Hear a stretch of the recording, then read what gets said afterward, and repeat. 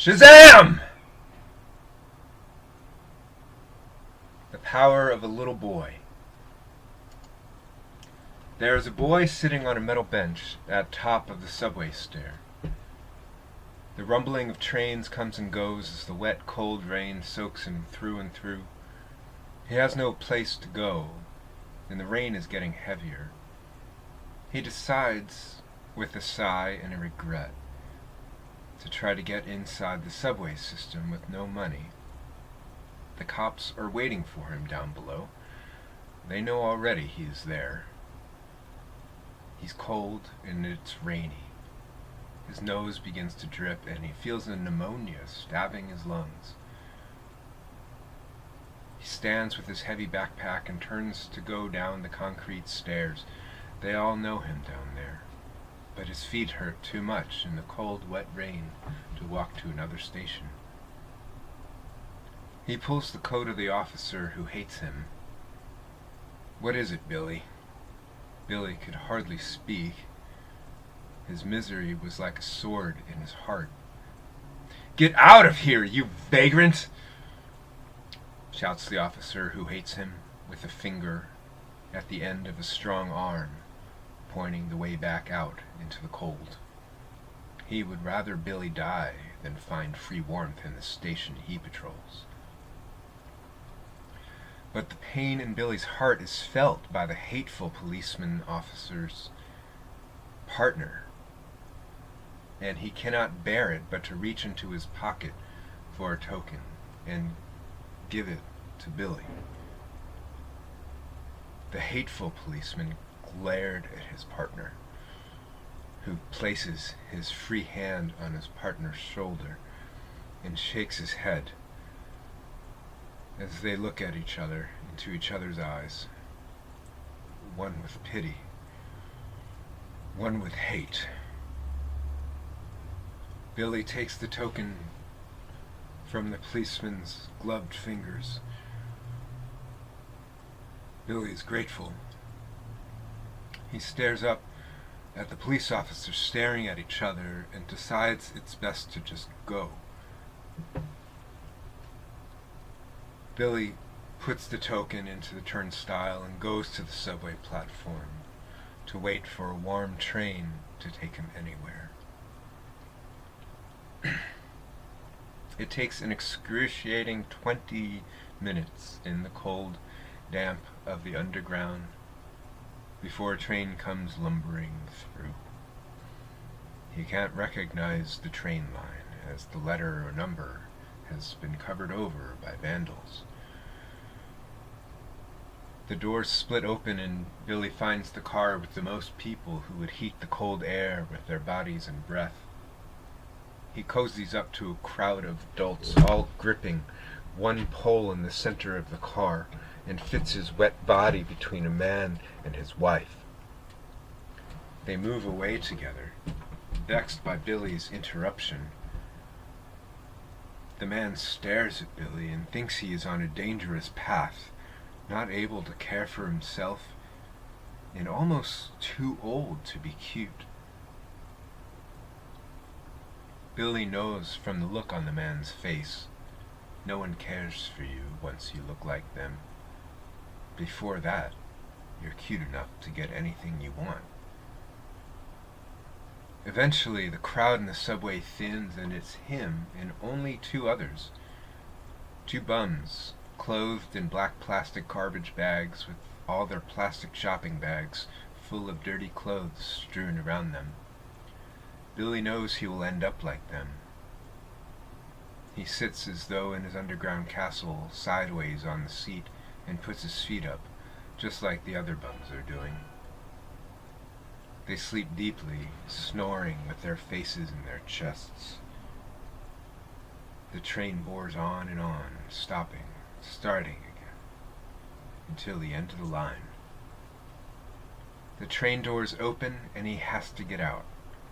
He waits on the platform for it to turn around, but it has stayed there for over an hour. The sun is coming through the clouds above, and things look brighter for a time. His heavy backpack weighs on his back but he doesn't think to put it down. The rain has slowed to a stop. He is cold, and he is wet, but warmer than before at least. But now his lungs are really hurting as he breathes. He can't get enough air. His head spins and spins, and he falls to the concrete and cracks. His head, the weight of his heavy backpack, pushes him harder into the ground. His head is bleeding,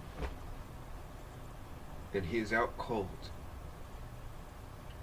This is the first rest he has had for over 4 days. As his body lay contorted and cold on the concrete subway platform of the station, far out beyond the Rockaways, Shazzam gently nudges the booth attendant to look through the security camera.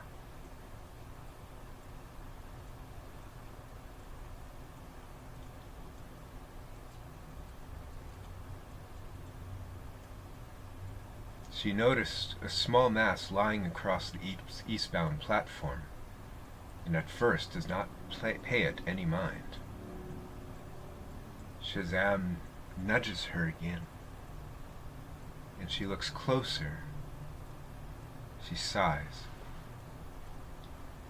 Her fingers dial 911.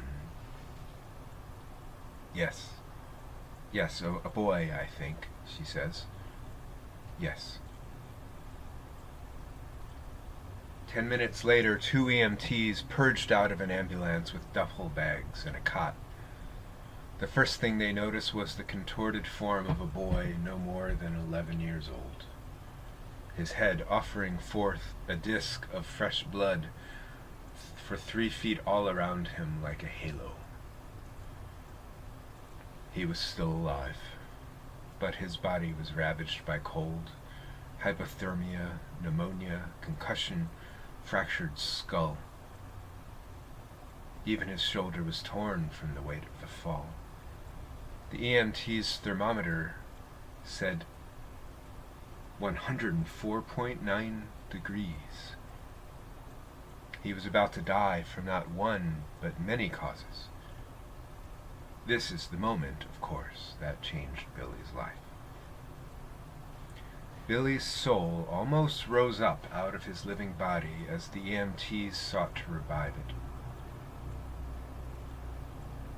Thank God I'm still a kid, thought his spirit. They might have let me die if I'd been older. His soul's feet still sunk deep within his physical body. It wasn't his final end, at last, this time. Billy's spirit followed his body closely as it was placed into the ambulance like a treasure, as into a china cabinet, a rare piece of porcelain only used on special occasions. Billy liked that feeling and hoped he didn't have to die to experience it. The ambulance drove away, lights flashing. At first, they flashed with no sound, no siren. But the EMTs thought, and they sought each other's eyes. The woman driver grew a steely look in her eyes, and flipped the switch to turn the siren on. Traffic slowed and parted as she sped and wound through the New York City streets to the hospital. Billy liked that feeling of cars letting him go. He felt special this once. He reminded himself. Rather, God sped his thought to Billy's brain. You won't have to die to feel important, Billy. At the hospital, the emergency room doctors and nurses stood around him with their blue masks and only their eyes visible.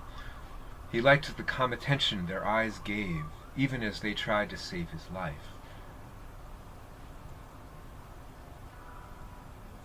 Billy remembered those eyes, deep within his heart. Again, shouted the medic. His heart welled with gratitude, and he suddenly stood up within his limp body like a jolt of lightning. Shazzam!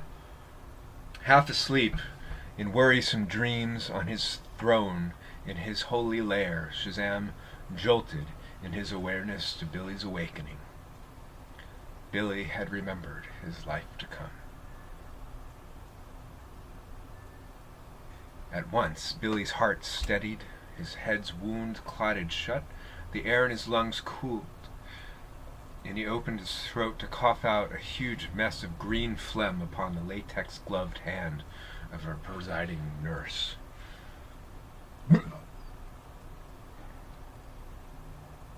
His spirit at last looked through his physical eyes upon the doctors and nurses surrounding him. His heart pounded joy.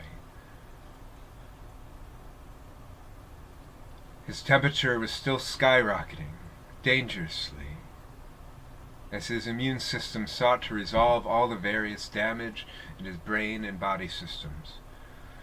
The nurses and doctors moved as one unit above him to shift his body back onto a rolling cot and shuttled him swiftly to another part of the hospital. Billy's body collapsed and fell into a coma as they rolled.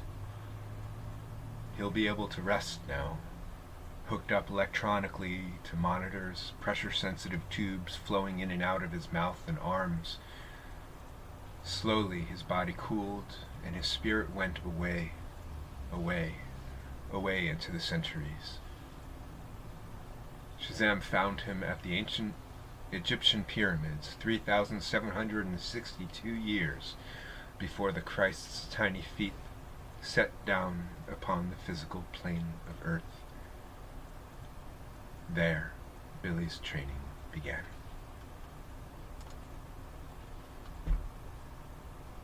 That's the end of episode 1. Thank you for watching.